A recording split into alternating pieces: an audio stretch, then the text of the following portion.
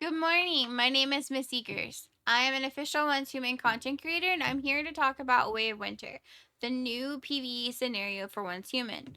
It is a different scenario than normal because you have to worry about how cold or hot you are depending on where you spawn on the map.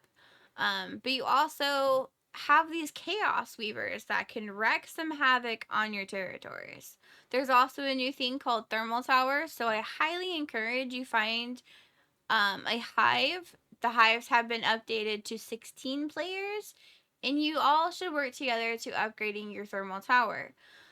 The thermal tower provides pollution, it provides everything you could possibly need to protect and produce things like oil and polluted water, so for acid, but also other territory bonuses like tungsten and things like that. I highly encourage finding friends or 16 people to work together to upgrade them. My server just hit phase 3 and our tower is 36 already, which is the max level. So, but we have a really good group of people that we've worked together since CBT3 to upgrade that. So another few things that I highly encourage is finding the recipes that you need to be able to help for hot or cold resistance for food. Now, some of the good stuff is at the very end of the memetics. That's gonna happen. But you can rearrange your memetics so you can get it to get you at least. The second most important tip after having a hive of 16 of people you really trust is you need to farm the different animals for different resistances and different load bonuses that you can get on your chest piece, your leg piece, all of your gear except for your weapons. The best place for cold resistance is bear skins, and you can find that at the uppermost part of the map. Let me show you. Right here, and also over here. And you can find those in Onyx Tundra and Vena Ford, which are open to you in the first two phases. The second part of that is you're going to find spike tomatoes and ice melons. Spike tomatoes is a really good basic cold resistance food.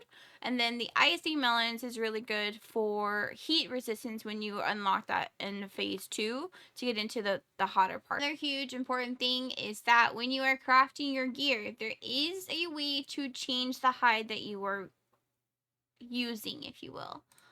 If you go to the gear bench, you're going to click on this one. This one will give you the different options that you can use to switch out the different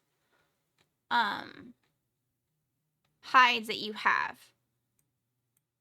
Rawhide, which you can get from basically any animal, is heat resistance. Deer hide, which they are now reindeer, is cold resistance. Those are really easy to get to whenever you first start in. That's going to be on your chest piece as well as your leg piece. You're going to do the same thing. Now, for your helmet, you can do different like sprint or damage reduction, different things like that.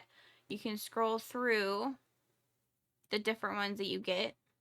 And each gear piece, except for weapons, is going to have different bonuses that you can do.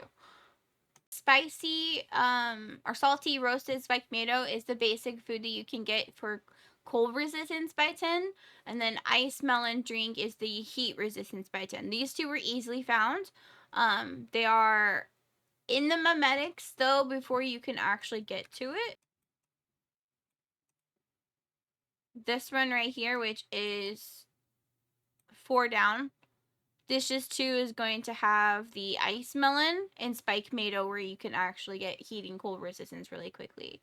The really good one that you want though is going to be at the very bottom with dishes 2, which is all weather stew. It does both heat and cold resistance for an hour.